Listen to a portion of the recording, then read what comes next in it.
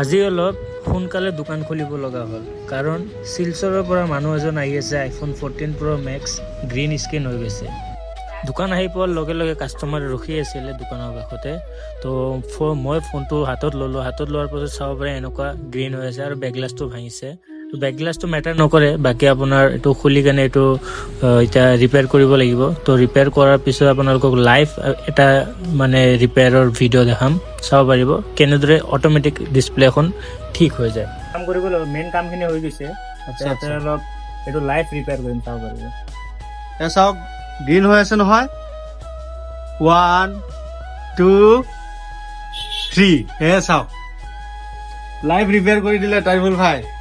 চ' finally এইটো 14 Pro Max আছিলে আৰু অলপ আগতে দেখা পাইছিলে এইটো পুৰা ফুল্লি গ্ৰীণ হৈ আছিলে। তো এতিয়া পুৰা ৰিপেয়াৰ হৈ গৈছে, ঠিক আছে। তো এইটো চাব পাৰে দাদা আহিছে। দাদা ক'ৰ পৰা আহিছে আপুনি? ক'ৰ পৰা আহিছে? হাইলাকান্দি শিলচৰৰ পৰা আহিছে, বহুত ট্ৰাষ্টৰ সৈতে। তো কেনেকুৱা পাইছে? ৰিপেয়াৰ হৈছে মানে মনত কেনেকুৱা লাগিছে? ভাল লাগিছে। ভাল লাগিছে ন?